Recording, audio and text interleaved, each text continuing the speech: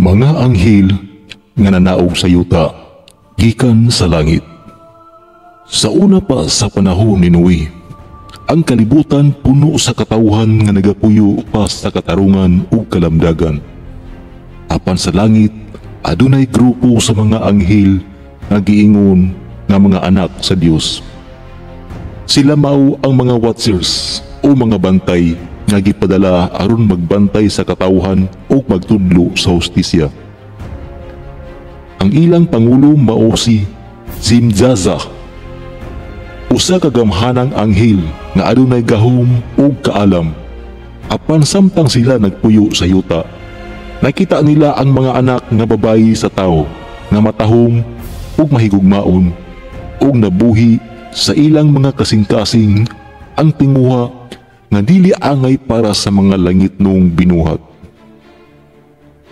Si Simjaza nakahadlok nga kung siya lang ang mubuhat sa sala, siya ra ang silutan.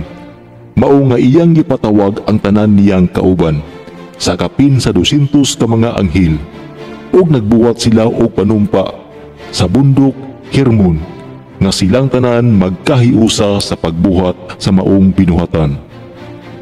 Ang ilang mga pangalan sumala sa libro ni Enoch, naglakip niini.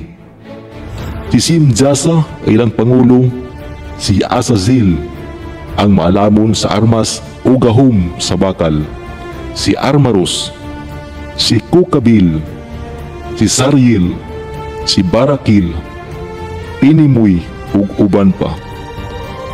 Pagkahuman niini, nanaog sila gikan sa langit ug naghimo og pamilya uban sa mga anak nga babayi sa tao. Ang ilang mga anak mao ang mga higanti o Nephilim, mga binuhat nga labaw sa katawhan, dako ug kusgan. Ang Nephilim nagdala og kagubot sa tibuok kalibutan. Isugdan nila ang pagkaon sa tanan nga tanom ug hayop. Ug human mahurot, sila misugod pagkaon sa mga tao. Ang dugo ug kasakit misaka hangtod sa langit.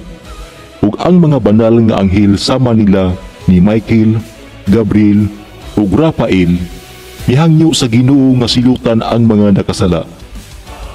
Ang Dios miingon kang Uriel, tan-awa ang yuta nga napuno sa dugo ug kadaotan tungod sa mga anak sa langit.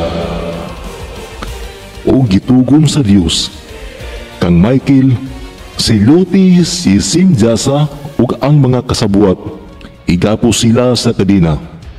Kang Gabriel, ipalaglag ang mga anak sa mga anghel ug tao, ang mga Nephilim. Kang Rafael, igapos si Azazel ug ilabay sa kalawom nga bangag sa disyerto, tabuni sa mga bato hangtod sa adlaw sa paghukom. Tungod sa kalapasan sa mga anghel ug sa mga Nephilim, ang Dios nagpahimo sa dakong baha aron limpyuhon ang kalibutan. Sinuwi nga matarong maura ang giluwas uban sa iyang pamilya.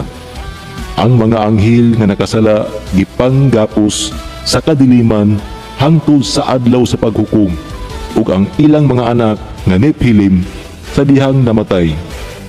Ang ilang mga espiritu nahimong mga daotang espiritu, mga demonyo nga nagalibot sa kalibutan hangtod karon. Sumala sa libro ni Enoch ang mga anghel nga nanaog ug ang ilang mga kaliwatan pagahukman pagbalik sa Mesiyas, ang anak sa tao.